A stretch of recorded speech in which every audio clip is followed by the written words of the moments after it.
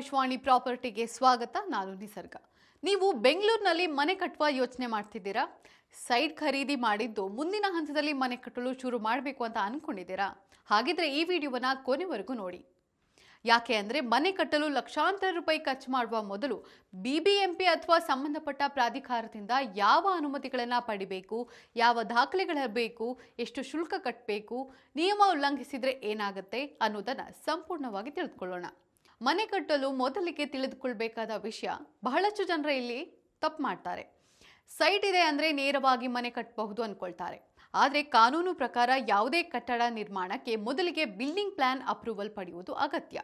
ಈ ಅನುಮತಿ ಇಲ್ಲದೆ ಕಟ್ಟಿದರೆ ಮುಂದಿನ ದಿನಗಳಲ್ಲಿ ದಂಡ, ನೋಟಿಸ್, ವಿದ್ಯುತ್ ಸಂಪರ್ಕ ಸಮಸ್ಯೆ, ನೀರಿನ ಸಂಪರ್ಕ ಸಮಸ್ಯೆ, ಖಾತೆ ಸಮಸ್ಯೆ, ಬ್ಯಾಂಕ್ ಲೋನ್ ಸಮಸ್ಯೆ ಎದುರಾಗಬಹುದು. ಈಗ ಸ್ಟೆಪ್ ವೈಸ್ ನೋಡ್ತಾ ಹೋದರೆ, ಸ್ಟೆಪ್ 1 ಸೈಟ್ ದಾಖಲೆ ಪರಿಶೀಲನೆ. ಮೊದಲಿಗೆ ನಿಮ್ಮ ಸೈಟ್ ಕಾನೂನುಬದ್ಧವಾಗಿದೆಯೇ ಎಂದು ಪರಿಶೀಲಿಸಬೇಕು. ಅದಕ್ಕಾಗಿ ಸೇಲ್ ಡೀಡ್, ಖಾತಾ ದಾಖಲೆ, ತೆರಿಗೆ ಪಾವತಿಯ ರಸೀದಿ, encumbrance certificate, layout approval, mother deed ಪರಿಶೀಲಿಸಬೇಕು. ಸ್ಟೆಪ್ 2 ಇ ಖಾತಾ ಅಥವಾ ಎ ಖಾತಾ. ಈಗ ಬೆಂಗಳೂರಿನಲ್ಲಿ ಖಾತೆಯ ಮಹತ್ವ ಬಹಳ ಹೆಚ್ಚಾಗಿದೆ. ಖಾತೆ ಇಲ್ಲದೆ ಕಟ್ಟಡ ಪರವಾನಗಿ ಪಡೆಯಲು ಕಷ್ಟವಾಗಬಹುದು. ಹೀಗಾಗಿ ಮೊದಲು ಖಾತೆ ಸರಿಯಾಗಿದೆ ಎಂಬುದನ್ನು ಖಚಿತಪಡಿಸಿಕೊಳ್ಳಿ. ಇನ್ನು ಸ್ಟೆಪ್ 3 ಲೈಸೆನ್ಸ್ ಪಡೆದ ಆರ್ಕಿಟೆಕ್ಟ್ ಅಥವಾ ಎಂಜಿನಿಯರ್ನ ನೇಮಿಸಿ. ಇದು ಅತ್ಯಂತ ಮುಖ್ಯ ಹಂತ. ನೀವು ಸ್ವತಃ ಪ್ಲಾನ್ ಬಿಡಿಸಿ ಪರವಾನಗಿ ಪಡೆಯಲು ಅರ್ಜಿ ಸಲ್ಲಿಸಲು ಸಾಧ್ಯವಿಲ್ಲ. ಇದಕ್ಕಾಗಿ ಬಿಬಿಎಂಪಿ ಕಡೆಯಿಂದ ಮಾನ್ಯತೆ ಪಡೆದ ಆರ್ಕಿಟೆಕ್ಟ್, ಎಂಜಿನಿಯರ್ ಮೂಲಕ ಪ್ಲಾನ್ ತಯಾರಿಸಬೇಕು.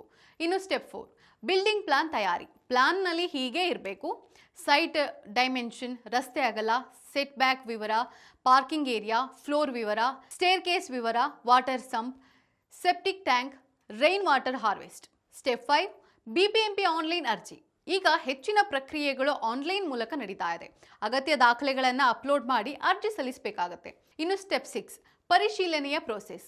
ಬಿಬಿಎಂಪಿ ಅಧಿಕಾರಿಗಳು ಸೆಟ್ ಬ್ಯಾಕ್ ಸರಿಯಾಗಿದೆಯೇ, ಫಾರ್ಮ್ ಮಿತಿಮೀರಿ ಕಟ್ಟಿದ್ದೀರಾ, ಎತ್ತರ ನಿಯಮ ಪಾಲಿಸಿದ್ದೀರಾ, ರಸ್ತೆ ಅಗಲಕ್ಕೆ ಅನುಗುಣವಾಗಿದೆಯೇ ಅಂತ ಇವನ್ನೆಲ್ಲವನ್ನ ಪರಿಶೀಲಿಸ್ತಾರೆ. ಇನ್ನು ಸ್ಟೆಪ್ 7 ಶುಲ್ಕ ಪಾವತಿ. ಅನುಮೋದನೆಗೂ ಮೊದಲು ವಿವಿಧ ಶುಲ್ಕಗಳು ಬರುತ್ತವೆ. ಲೈಸೆನ್ಸ್ ಫೀಸ್, ಪರಿಶೀಲನೆಯ fees, betterment charges, development charges, ಹೀಗೆ ಮೊದಲಾದ ಶುಲ್ಕಗಳು ಇರುತ್ತೆ.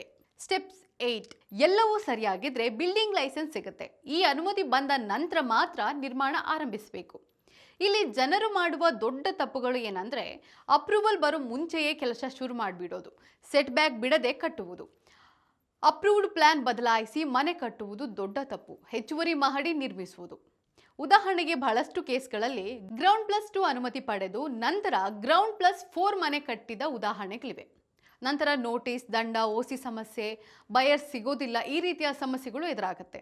ನಿರ್ಮಾಣದ ಸಮಯದಲ್ಲಿ ಪಾಲಿಸಬೇಕಾದ ನಿಯಮಗಳು ಏನಲ್ಲ ಅಂತ ನೋಡೋದಾದ್ರೆ, ಪ್ಲಾನ್ ಪ್ರಕಾರ ಕಟ್ಟಬೇಕು, ಸೆಟ್ ಬ್ಯಾಕ್ ಉಳಿಸಬೇಕು, ರೈನ್ ವಾಟರ್ ಹಾರ್ವೆಸ್ಟ್ ಮಾಡಬೇಕು, ಸ್ಟ್ರಕ್ಚರಲ್ ಸೇಫ್ಟಿ ಪಾಲಿಸಬೇಕು, ಪಾರ್ಕಿಂಗ್ ಸ್ಥಳ ಇರಬೇಕು.